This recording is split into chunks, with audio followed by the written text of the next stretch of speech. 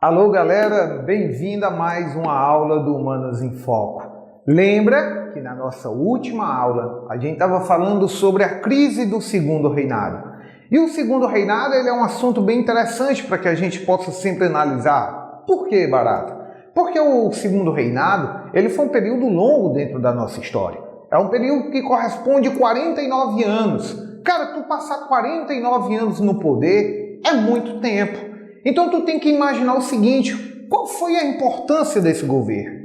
É o governo da transição, de fato, porque são 49 anos que tu vai ter uma mudança, que tu vai ter um período de estabilidade, um período de paz, e depois tu vai chegar ao período da crise do Segundo Reinado. E aí essa crise do Segundo Reinado, ela é bom a gente avaliar para que a gente possa entender a crise econômica, a crise política, que vai fazer a proclamação da República. Na nossa última aula, trabalhamos a seguinte ideia. Quais foram os motivos da crise do Segundo Reinado? Eu apresentei a vocês os seguintes motivos. Primeiro, a questão Christian, que vai ser um rompimento político entre Brasil e Inglaterra, formado por causa daquele embaixador inglês, William Christian, que vamos trabalhar bem direitinho. A segunda questão foi a questão militar. A questão militar começou com aquela guerra do Paraguai, que vai acabar dando a vez do espaço aos militares, e que os militares vão reivindicar maior participação política, um dos motivos fundamentais. O terceiro fator, também muito importante, foi a questão religiosa. Não esquecer dessa questão religiosa. Lembra o seguinte, a igreja, tanto a igreja católica como a igreja protestante, ela nos dá uma doutrina, ela nos dá uma característica para o governo. É importante a gente lembrar que a nossa sociedade, ela vive baseada nas ideias da igreja. Quando eu falo igreja, não é igreja católica, somente qualquer religião. Então ela fica presa às ideias da igreja. O interessante é a gente lembrar que o Brasil ele era um país católico. Então as nossas ideias eram baseadas na igreja católica. O rompimento que vai existir entre o nosso governo e a questão da igreja católica, por causa da questão da maçonaria, vai ser um dos motivos do rompimento do Segundo Reinado, da crise do Império. Agora, o assunto da nossa aula de hoje, ele é um assunto fundamental, porque ele vai envolver, cara, 300 anos de história. Estaremos falando sobre a questão abolicionista. Hoje, o tema da aula do Humanas em Foco, para que a gente possa reiniciar os trabalhos do segundo semestre com força total, é a gente lembrar o seguinte, questão abolicionista. Então, a crise do Segundo Reinado e a questão abolicionista.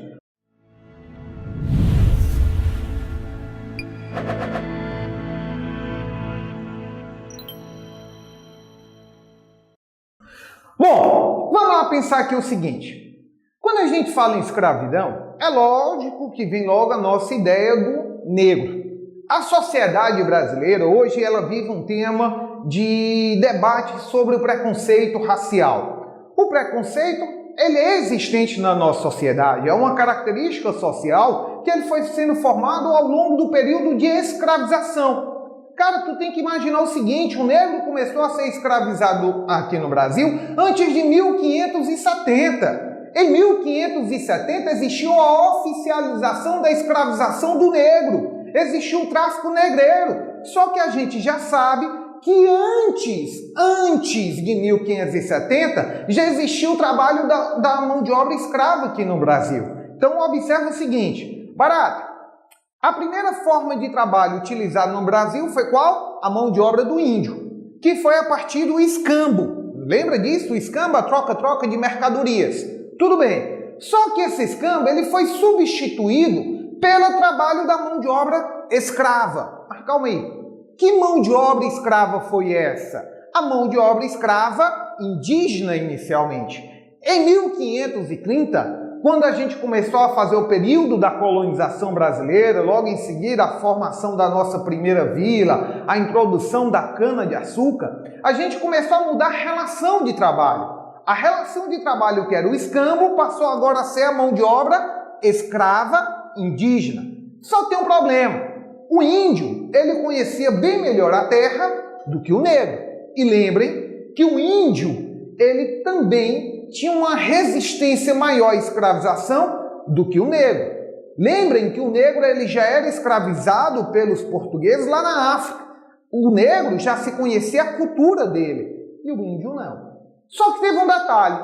Em 1570, depois dos conflitos, e aí a gente observou a Confederação dos Tamoios, um conflito entre os índios e o homem branco, que existiu lá no governo Gerais, lembra? Lá numa das nossas primeiras aulas. Existiu uma necessidade de fazer um acordo de paz, a Paz de Perói. A coroa portuguesa também, começando a ver que era necessário criar um período de estabilidade, teve uma ideia. Eu vou fazer um ganho econômico extra. Eu vou oficializar o tráfico negreiro. Em 1570, os primeiros negros começaram a vir para o Brasil de forma oficial. Lembrem que um pouco antes já existia escravos negros aqui em nosso solo. Então, 1570 iniciou o tráfico negreiro. O índio, teoricamente, não seria mais escravizado. Só que vocês observam, e já falamos sobre isso, que a questão da escravização indígena, a abolição da escravização indígena, só ocorreu no período da Era Pombalina. Só aconteceu a partir do governo de Pombal, lá no século XVIII, meados do século XVIII, que já falamos sobre isso. O que massificou ainda muito mais o processo da escravização do negro. Só que aí a gente tem que começar a puxar os detalhes. O negro, quando ele começou a vir para o Brasil no início, ele não fazia resistência à escravização. Lembrem que o negro chamava o mar e a morte pelo mesmo nome. O mar e a morte tinham a mesma denominação. A denominação que eles davam era de Calunga. Calunga. O que é que acontece? Lembrem que Calunga era a expressão que eles utilizavam para denominar o mar e a morte. O mar e a morte. Quando eles chegavam aqui, para eles era como se eles tivessem morrido, eles teriam uma sobrevida. Então eles fizeram um processo natural. Só que vai ser o seguinte, com o passar do tempo, o negro vai ganhando direitos, o negro vai ganhando espaço. O negro ele vai conseguindo constituir família, vai ser abordada a brecha camponesa, você vai observar que o negro vai ter direito a constituir a sua família, ter o feriado. O negro ele vai começar a ganhar espaço. E de repente vai iniciar o que a gente chama das questões abolicionistas. É interessante a gente observar o seguinte, a escravização do negro, ela acabou em 1888. No dia 13 de maio de 1888, Dona Princesa Isabel assinou a Lei Áurea.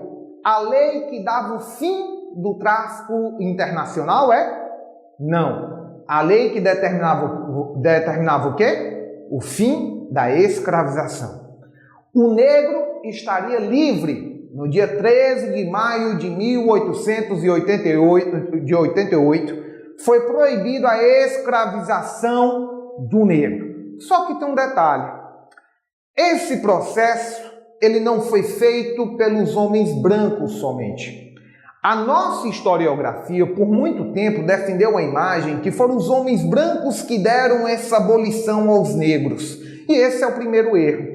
Porque ao longo do processo da escravização, desde 1570 até 1888, é necessário que a gente possa lembrar que os negros também participaram e que hoje em dia está sendo resgatada essa história, que eles também foram responsáveis pelo processo abolicionista.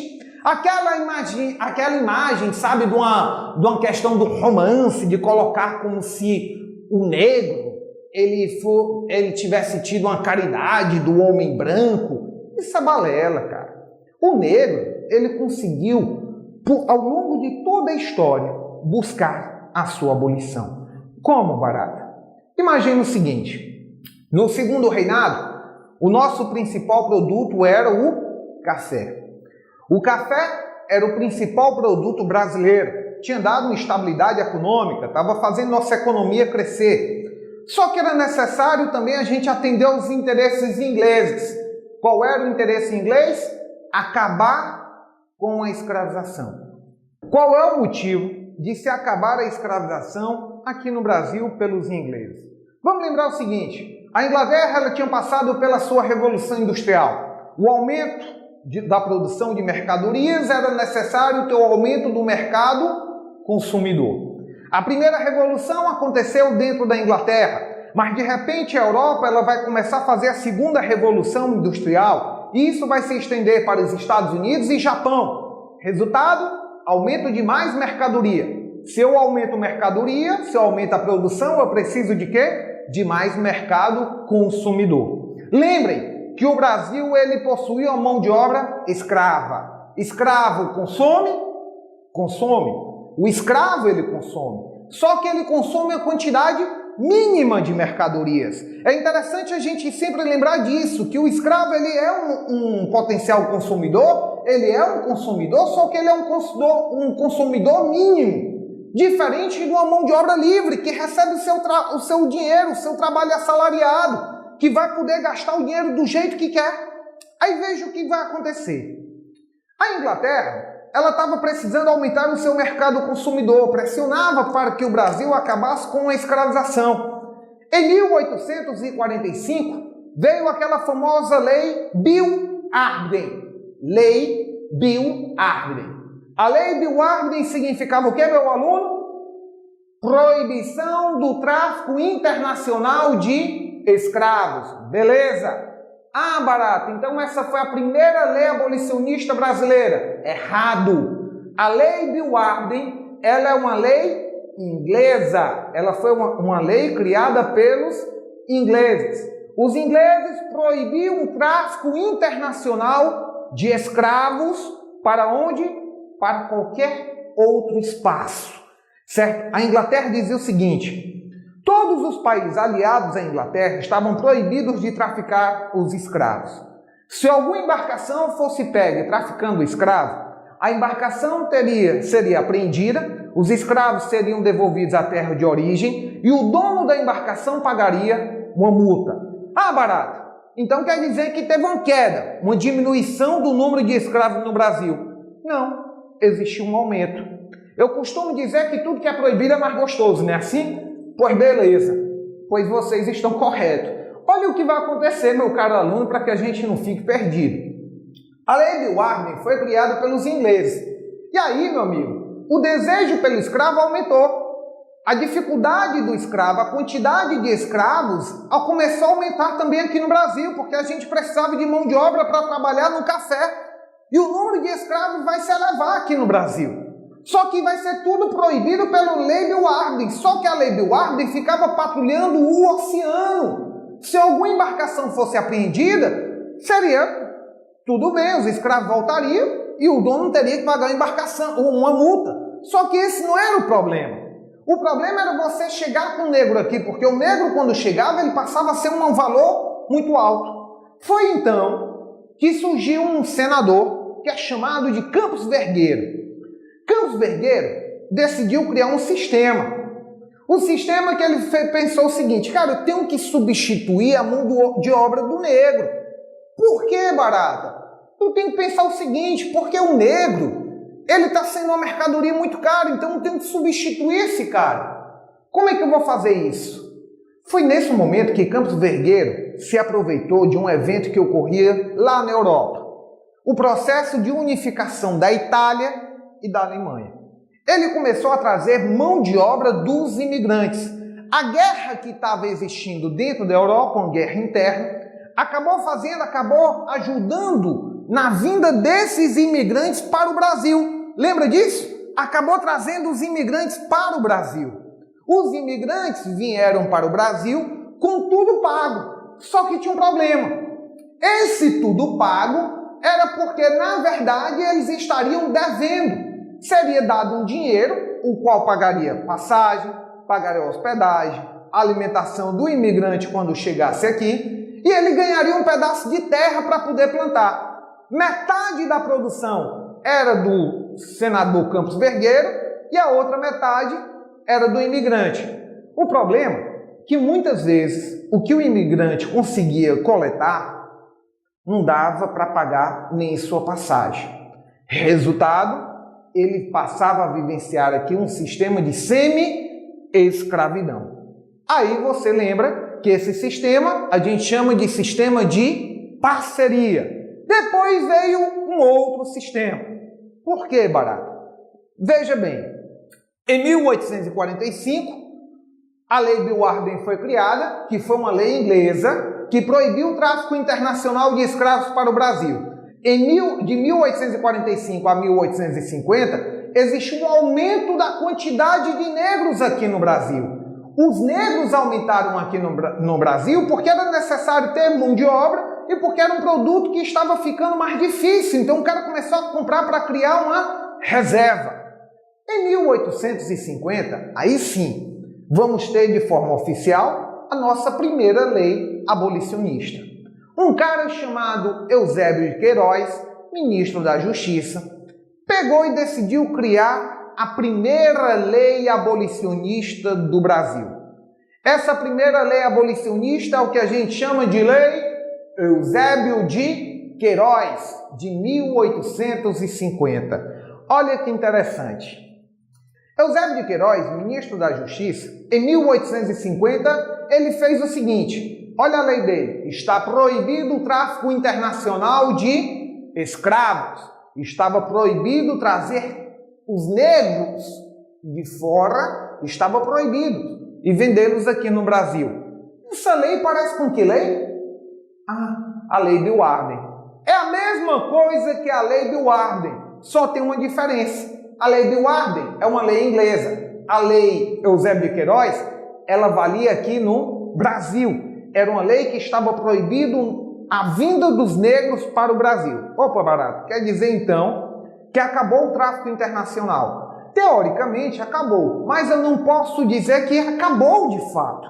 Também existem registros de negros que acabaram vindo para cá, para o Brasil, a partir do tráfico de forma irregular, certo? Mas oficialmente terminou. A lei Eusébio de Queiroz dizia em 1850 que estava proibido o tráfico internacional de escravos. Por que, Barata? Por que é que ele assinou isso?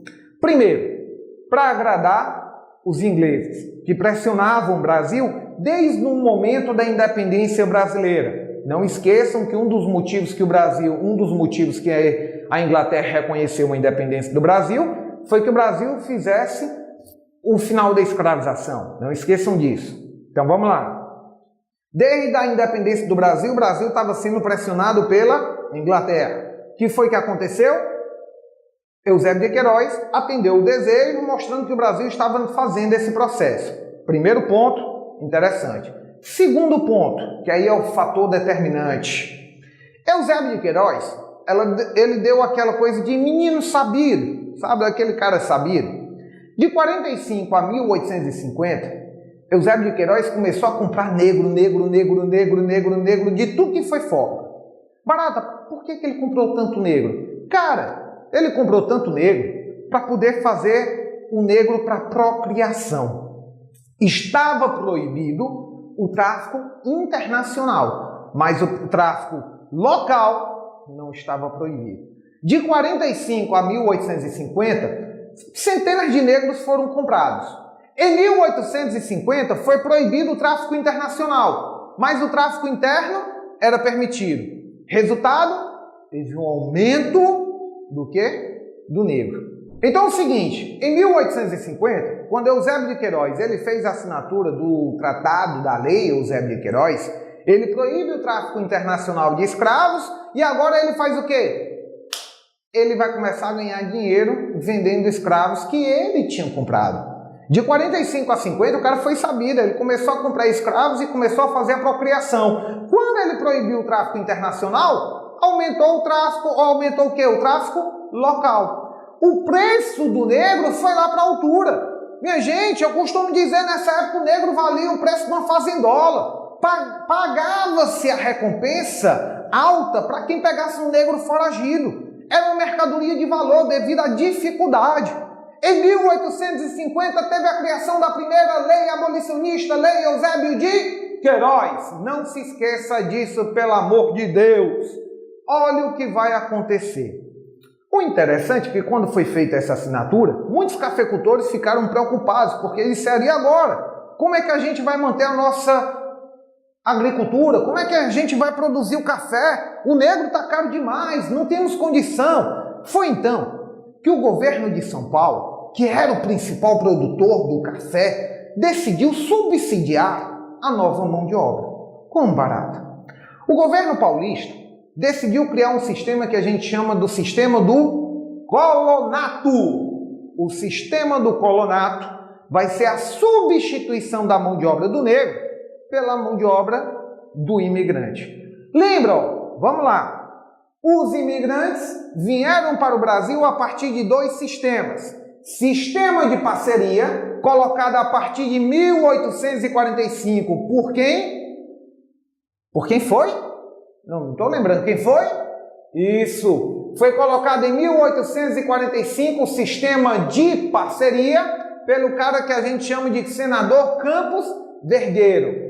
Era o que? A vinda da mão de obra do imigrante. Qual era o problema dessa mão de obra do imigrante? Que ele chegava aqui numa situação de semi-escravidão. Aí o que é que vai acontecer? Em 1850, o imigrante italiano já estava proibido de vir para o Brasil. Porque um cara tinha fugido e tinha feito um livro que era a Memória de um Colono aqui no Brasil. Memória de um Colono no Brasil. Mostrando qual era a realidade, qual era a invenção, qual era tudo o que acontecia com o colono aqui. O que fez o governo italiano proibir a vinda do imigrante para o Brasil. Olha o detalhe. Em 1850, o governo de São Paulo decidiu subsidiar. Já que a Lei Eusébio de Queiroz proibiu o tráfico internacional, deixava muito caro, era necessário subsidiar. Como é que vão fazer isso, barata, agora? Como é que eles vão resolver esse problema? Vamos pensar. Opa, já sei. O governo de São Paulo disse o seguinte, a gente vai criar um novo sistema. O sistema do colonato. Como é que vai ser isso?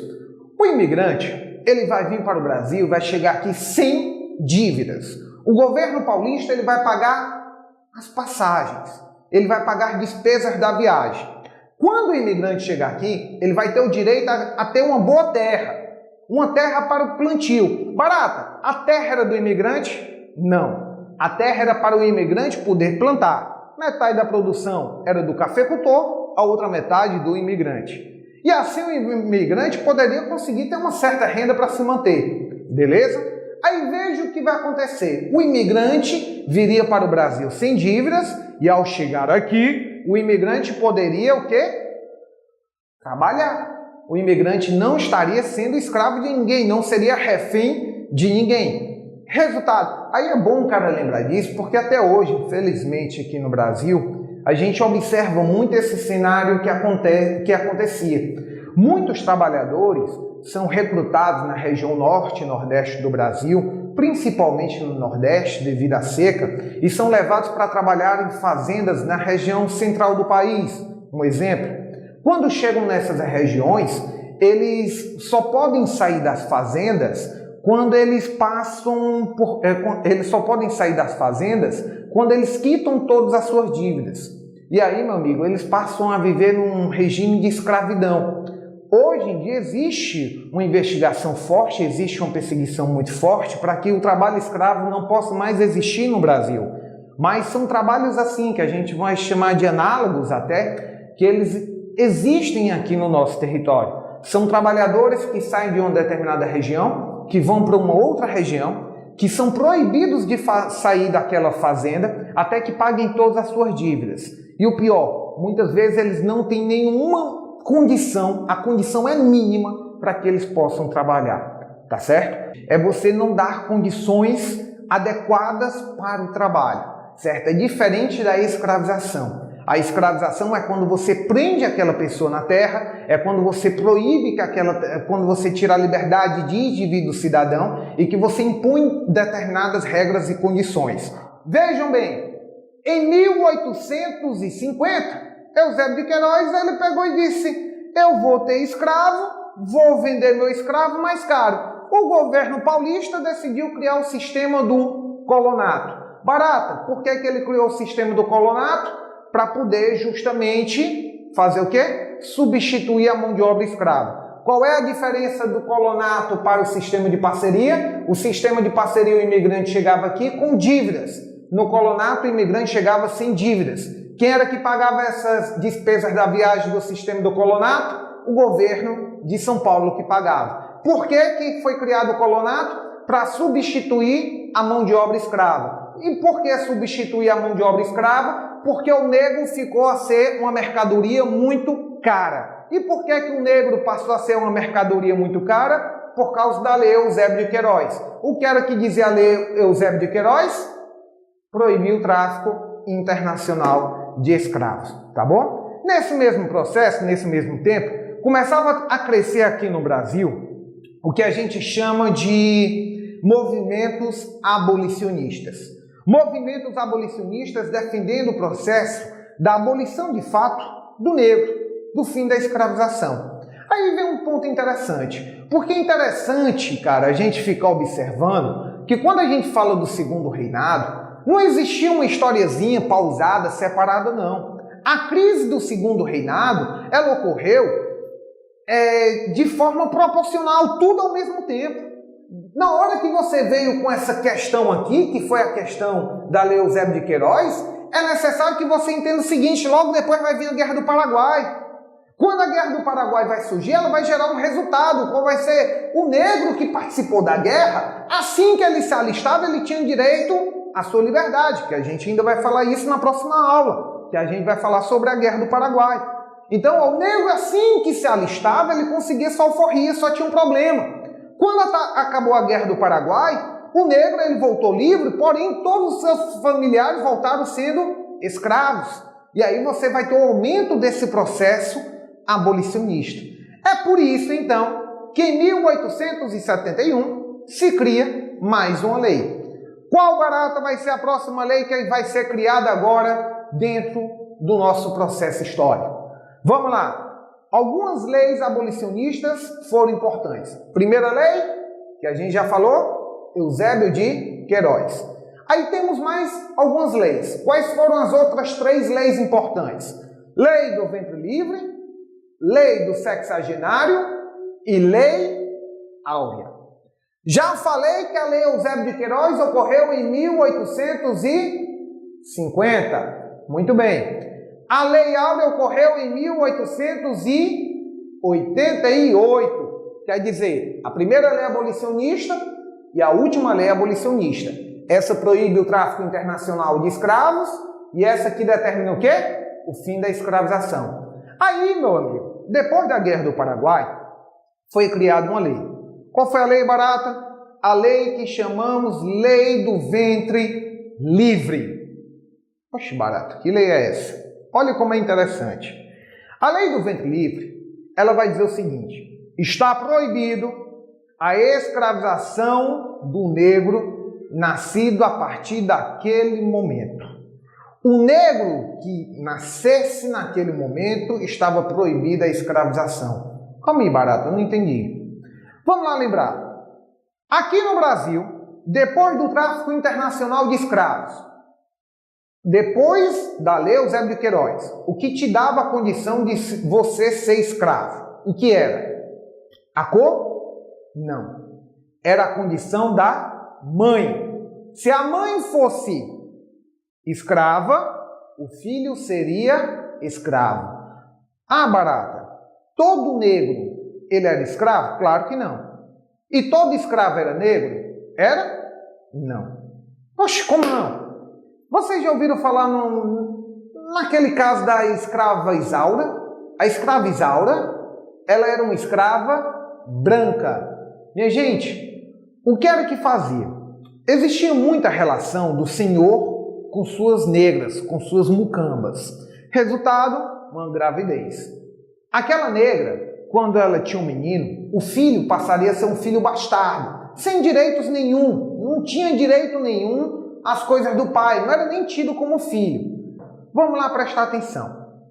A mulher, por exemplo, uma negra, ela fosse livre. Aí ela teve um menino.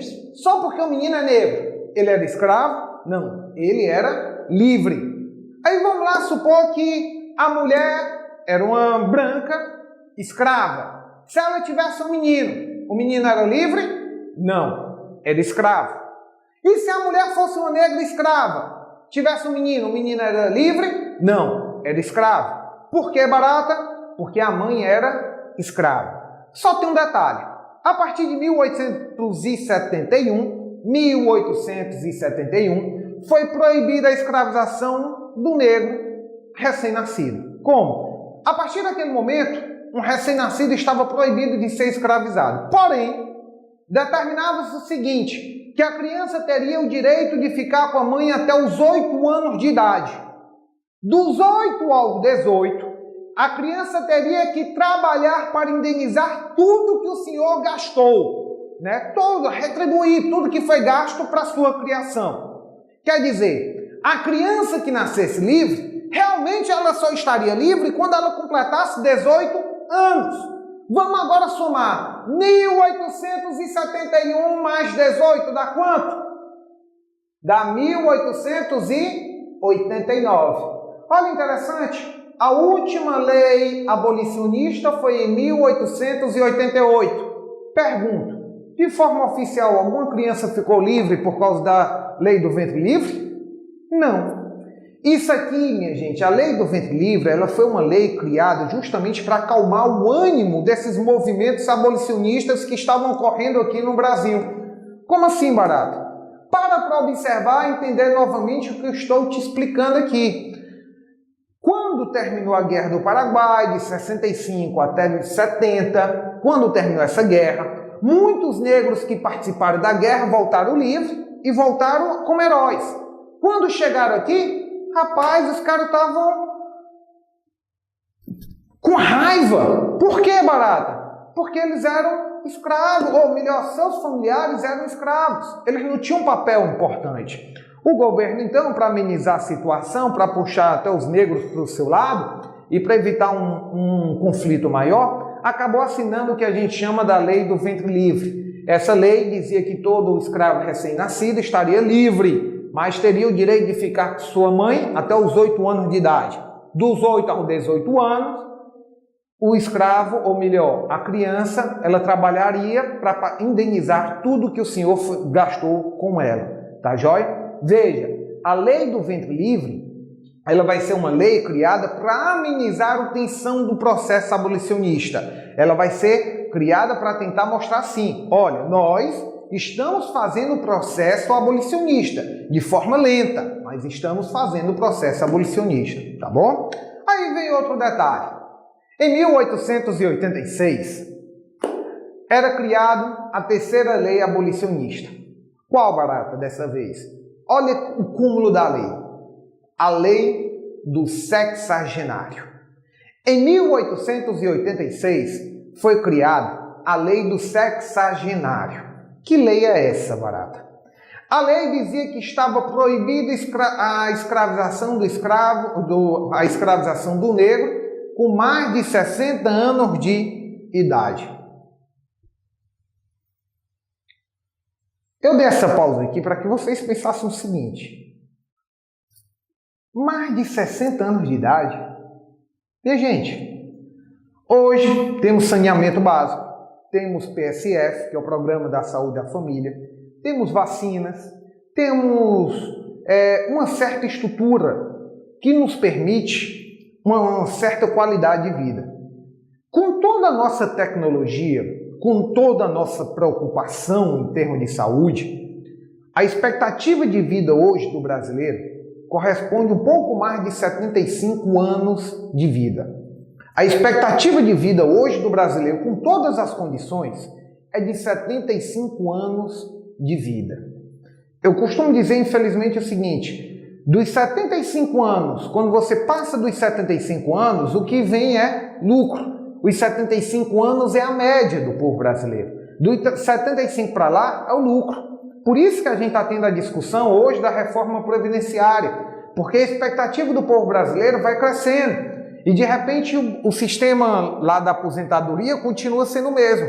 Então não tem como sustentar tanta gente aposentada no futuro. É mais ou menos isso que a gente tem que observar. Aí veja o que é que acontece.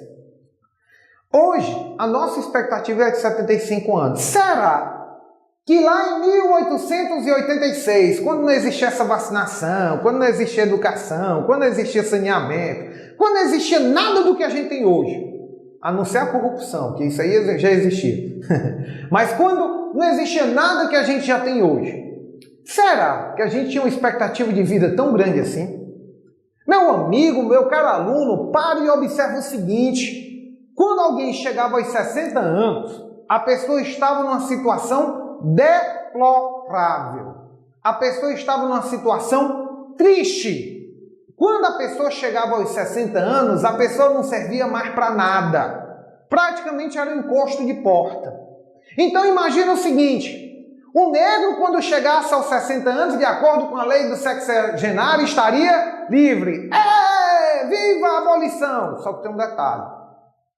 O negro, quando chegava aos 60 anos, ele não tinha mais condição para nada, ele estava acabado, era cego, tinha vários problemas de saúde. Então, para o senhor se livrar dele, às vezes era uma vantagem. Lembrem que dentro desse período, o negro já tinha conseguido ganhar direitos. O negro ele não poderia apanhar, teoricamente, só por apanhar. Ele tinha que ter um motivo. Quando o negro morria, era necessário que o senhor pagasse os custos do seu velório. Apesar de muitos senhores darem a abolição, ou melhor, da alforria do negro, quando o negro morria, que era justamente para não ter o custo com o velório. Então eles diziam, dou a liberdade, sabe, dava alforria quando o negro morria. O negro tinha direito a comer, o negro tinha direito ao feriado, isso era o direito do negro. Se ele chegava aos 60 anos que não tinha mais força para nada, então para o senhor era muito mais vantagem botá-lo livre. O problema era, o cara ia ficar livre e ia dizer, agora eu vou fazer o quê? Nada. Então, isso era um problema. Só que a lei também ela dizia o seguinte: todo negro a partir de 60 anos estaria livre. Porém, contudo, todavia, era necessário o negro dos 60 aos 65 anos trabalhar para indenizar o seu senhor. Se aos 60 anos o negro já não servia mais para nada, imagina quando ele chegasse aos 65 anos. Aí que ele não serviria mais para nada mesmo. Então essa lei do sexagenário também foi uma lei para enrolar o processo abolicionista. Mas finalmente, em 1888, devido a todas as pressões que existiam no cenário nacional político, foi assinada a Lei Áurea. Eu quero que vocês entendam o seguinte: o Segundo Reinado, ele foi sustentado, o período imperial brasileiro, pelo que a gente chama de um tripé. Imagina que bem aqui eu tenho a figura do rei. E quem sustentava esse rei eram 3 pernas. Que pernas seriam, Barato? Primeiro que vai sustentar esse rei vai ser a igreja, segundo, os militares e terceiro, a elite. É necessário que a gente possa lembrar disso. Quando a gente construir, a partir das próximas aulas, o restante do motivo da crise do Segundo Reinado, nós vamos entender por que é que essa lei áurea foi assinada. Por que é que no dia 13 de maio de 1888, Dona Princesa Isabel assinou a Lei Áurea? Ela não assinou pensando no negro, não. Ela assinou pensando em manter inteiro um apoio ao seu governo, apoio ao reinado do seu pai. O problema de Dona Princesa Isabel, que a gente ainda vai falar sobre isso nas próximas aulas, é que os negros ficaram livres. Começaram a dizer, estou livre, começaram a fazer festa. Porém, meia hora depois, eles ficaram pensando, o que é que eu vou fazer agora? Para onde eu vou? A condição do negro passou a ser uma condição pior do que a condição da escravização. Tá certo? Por isso que é um dos assuntos importantes da gente olhar e da gente analisar até num tema, por exemplo, de cotas raciais. Né? Por que a gente tem que entender o motivo das cotas raciais agora? Por que eu sou contra? Por que sou a favor? A questão das cotas raciais hoje, elas permite uma divisão? Permite. Ela traz de novo o embate do racismo no Brasil? Talvez traga. Não vou te dizer que sim, que não, porque meu momento nem agora, estou jogando para que você pense. Ela pode trazer isso? Talvez sim. O que as cotas raciais, de fato, elas querem fazer? Qual é o objetivo das cotas raciais? Aí você tem que pensar o seguinte: no dia 13 de maio de 1888, Dona Princesa Isabel assinou de fato a abolição. O negro ficou livre. Só que o negro ficou livre, sem terra e sem ter o que fazer. A condição do negro passou agora a ser pior do que a condição de quando ele era escravo. Tá bom? O assunto da nossa próxima aula, a gente dá continuidade a essa questão do segundo reinado. Lembrando, nossa próxima aula, vamos trabalhar agora a questão da Guerra do Paraguai e a questão militar, porque a Guerra do Paraguai ela vai dar início à questão militar. Aí depois, na nossa outra aula, vamos também trabalhar sobre um outro tema também importante, que é a questão religiosa e a questão cristã.